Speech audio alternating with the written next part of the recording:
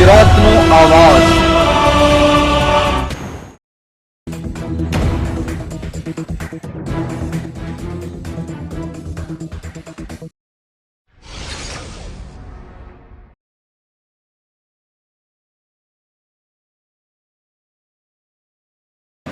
અમદાવાદમાં જાહેર સ્થળોએ પાલતુ શ્વાન લઈ જવા પર નિયંત્રણ લાદવામાં આવશે। એક અહેવાલ મુજબ અમદાવાદ શહેરમાં જાહેર સ્થળોએ પાલતુ શ્વાન લઈ જવા પર પ્રતિબંધ લાદવામાં આવ્યો છે। ઉપરાંત તેના રજીસ્ટ્રેશન સાથે લાયસન્સ પણ ફરજિયાત બનશે।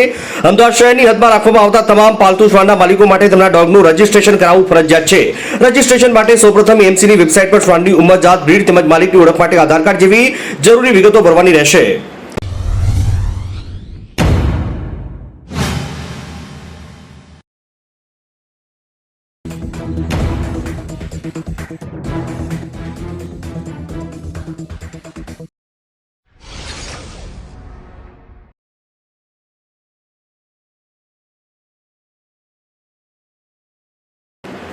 તિલકવાડાના ભાદરવા ખાતે ફોરવ્હીલ ગાડી અને 108 એમ્બ્યુલન્સ વચ્ચે સર્જાયો અકસ્માત। ફોર્ચ્યુનર ગાડીના ચાલક જયરામભાઈ કલ્યાણભાઈ રબારી જેઓ પોતાની જીજે 01HX0132 નંબરની ફોર્ચ્યુનર ગાડી હંકારી આવતા મોજે તિલકવાડા તાલુકાના ભાદરવાના ગામના હાઈવે રોડ પર કટ પાસે આવતા કામના ફરિયાદી સતીશભાઈ ગભુભાઈ તડવી રહેઠાણ જરિયા જેઓ 108 એમ્બ્યુલન્સ લઈને રોડ ક્રોસ કરતા હોય તે વખતે આ કામનું ફોર્ચ્યુનર ગાડીના ચાલકે 108 એમ્બ્યુલન્સને સામેથી ટક્કર મારતા અકસ્માત સર્જવા પામ્યો હતો।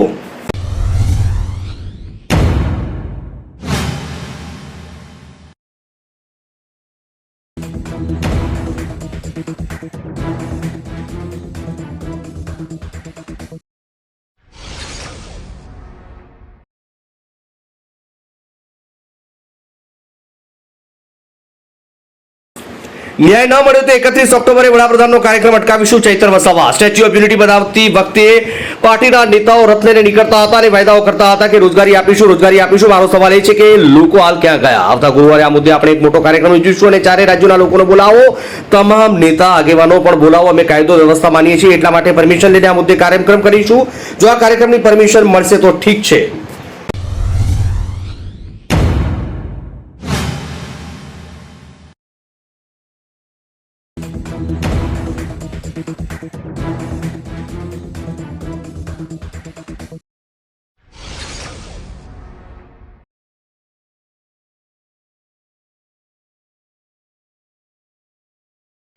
જિલ્લાની જેલમાંથી પ્રતિબંધિત વસ્તુનો દડો મળી આવતા નીલમબાગ પોલીસમાં ફરિયાદ નોંધાઈ। ભાવનગર જિલ્લા જેલમાં પ્રતિબંધિત વસ્તુઓ ઘુસાડવાનો પ્રયત્ન, મોજાના દડામાં પ્રતિબંધ વસ્તુઓ મૂકી જેલમાં ફેંકવામાં આવી। જેલના આઉટસર કરવા રાઉન્ડ દરમિયાન ઝાડ નીચે સ્ટાફને મોજાનો દડો મળી આવ્યો। મધના દડામાંથી મોબાઈલ, ચાર્જર, પડીકીવાળી મસાલા સહિતની વસ્તુઓ મળી આવતા કબજે કરાઈ। જેલ તંત્ર દ્વારા સીસીટીવી ચેક કરતા 2 ઇસમો જેલમાં દડો ફેંકતા હોવાનું કેમેરામાં જોવા મળ્યું। બનાવ મામલે ઇન્ચાર્જ જેલર નીલમબાગ પોલીસમાં 2 અજાણ્યા ઇસમો વિરુદ્ધ ફરિયાદ નોંધી છે અને આગળની કાર્યવાહી હાથ ધરવામાં આવી છે।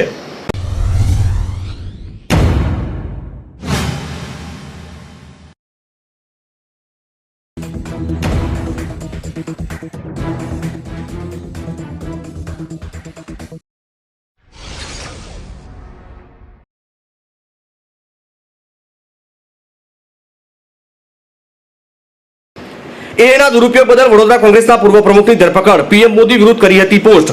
આર્ટિફિશિયલ ઇન્ટેલિજન્સ એટલે કે એઆઈનો ઉપયોગ કરીને વડાપ્રધાન નરેન્દ્ર મોદી વિરુદ્ધ પોસ્ટ કરવા બદલ વડોદરા કોંગ્રેસના પૂર્વ પ્રમુખ ઘનશ્યામ પટેલની ધરપકડ કરવામાં આવી છે। ભારત પાકિસ્તાન વચ્ચે તણાવ દરમિયાન ઘનશ્યામ પટેલે દેશના સુરક્ષા વાતાવરણ, રાજકીય સંવેદનશીલતાને અસર કરે તેવી તસવીરો, વિડીયો બનાવ્યો હતો, જે સોશિયલ મીડિયા પર વાયરલ થતા પાદરા પોલીસે તેમની સામે ગુનો દાખલ કર્યો હતો।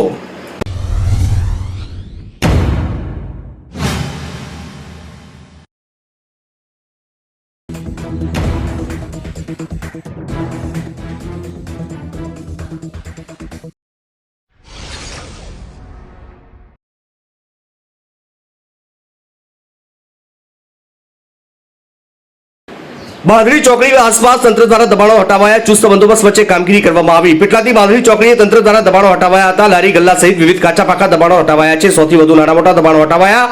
ચુસ્ત બંદોબસ્ત વચ્ચે તંત્ર દ્વારા દબાણ હટાવવાની કામગીરી હાથ ધરાઈ। ચોકડીની આસપાસ ખડખડાયેલા દબાણો તંત્ર દ્વારા દૂર કરાયા છે।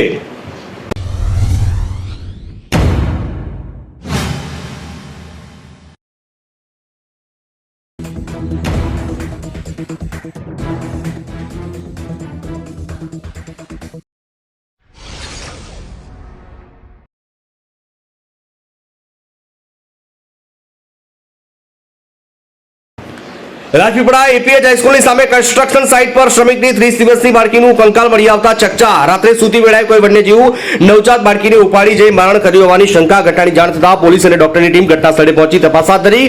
અચાનક રાત્રિ સમયે બનેલી ઘટનાથી શ્રમિક પરિવારમાં માતમ. આવી ઘટનાઓ બાદ શ્રમ વિભાગ ઉપર સવાલ. શ્રમિકોની સુરક્ષા બાબતે કેમ કન્સ્ટ્રક્શન સાઇટ તપાસવામાં નથી આવતી તે એક સવાલ.